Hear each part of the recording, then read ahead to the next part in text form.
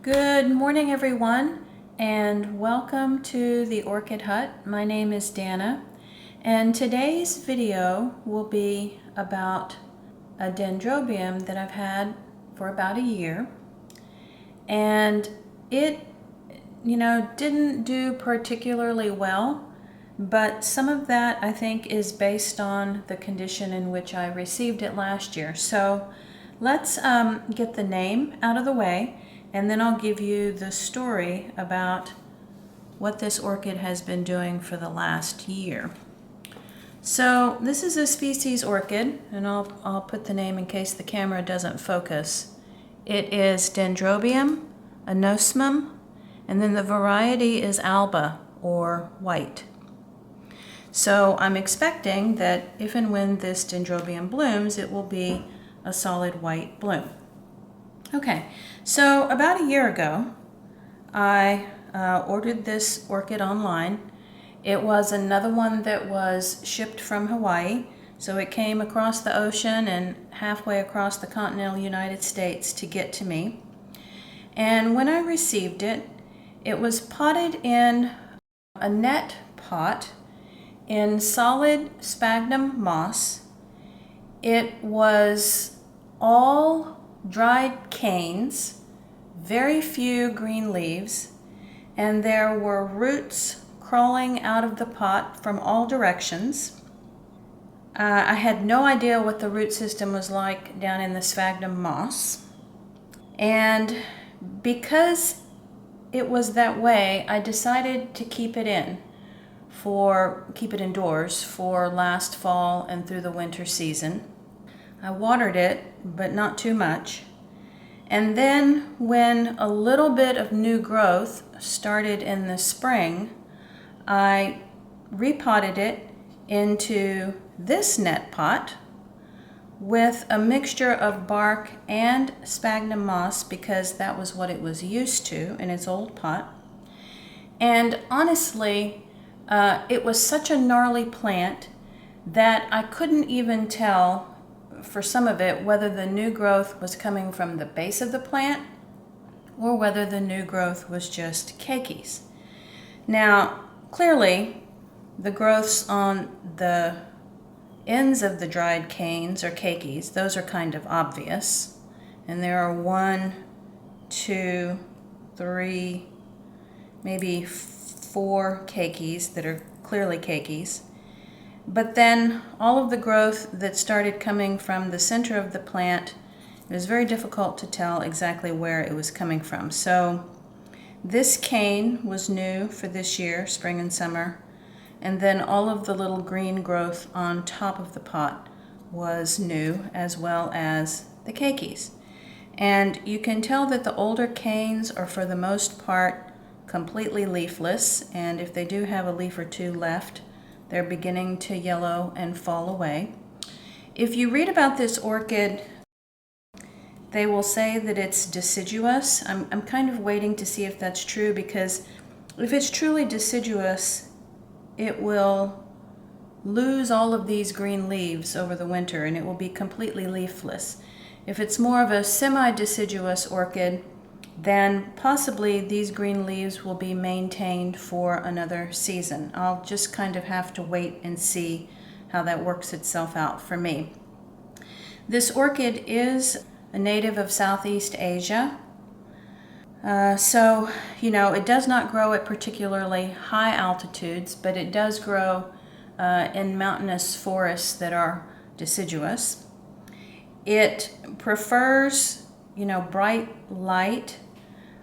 But of course, last year I didn't follow any kind of particular winter rest routine, simply because I was just trying to get the orchid to survive, first of all. And I guess the success story here is that it didn't die on me completely, but this year's growth is not really anything to write home about either. I would not consider this a good performance for growth this year. So it has been outside spring, summer in my subtropical climate. It's getting a northern exposure right now, so kind of like on the left-hand side of the plant is the east, and on the right-hand side of the plant is the west, and so it's protected by the house with this northern exposure. So it does get bright light all day, but it's not ever any direct sun.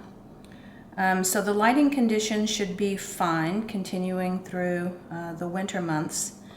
But what I want to try to do this year is actually see if I can get it to bloom by springtime. Okay, so this orchid is supposed to need a winter rest.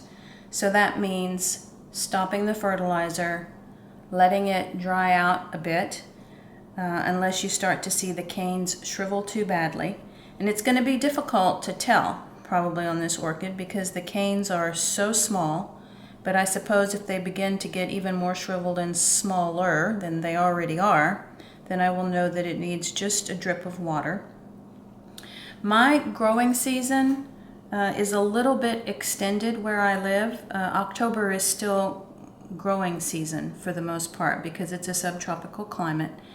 And I think that this orchid, though, is reaching the end of its growing season because on the ends of these very tiny canes you can see what is a terminal leaf, and so that means that this cane is not going to get any longer than it already is. So this is probably the largest of the ones that grew this year, and you can see that bottom leaf is a terminal leaf right here. Okay, so my strategy is going to be in the next couple of weeks, when the growing season begins to wind down and we have cooler temperatures, especially in the evenings, I will, and I'm probably going to stop fertilizing now, and I will gradually begin cutting back on the water. So right now this pot is pretty dry. I think I'm going to give it a good flush today just to make sure I'm getting any of the residual salts out of this media. And then I'm just going to let it, hang outside where it's been and just watch the canes for any kind of unusual dehydration. So outside, and I'll take a picture of it and insert it here, it hangs on the side of the house like this because it is more of a pendulous type orchid. And there is some root growth that you can see through the net pot and on the top of the pot.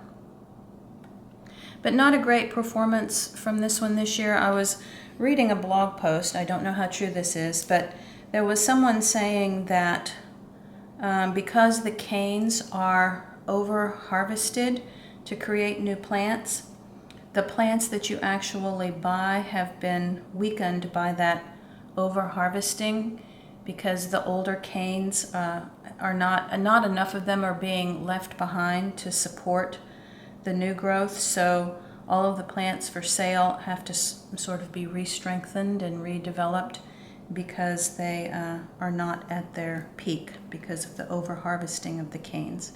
So I don't know if there's any truth to that. I feel like that could have been the case with this plant, but we'll see. And I think if it tries to bloom in the spring, even though it's not the strongest of plants, I will go ahead and let it do that. It's odd because the name anosmum actually means no scent.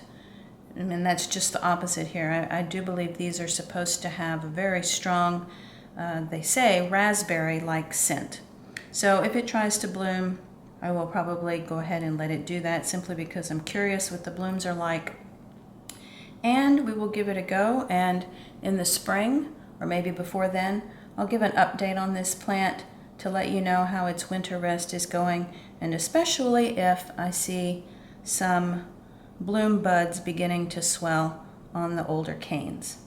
So thanks for watching. If you happen to have one of these orchids, leave me a comment about how you have been taking care of it and how you have been successful with getting it to bloom. I would be curious about everyone else's experience. Thanks so much for watching. Hit the like button And the subscribe button will be in the bottom right-hand corner of the screen. Thanks so much for watching.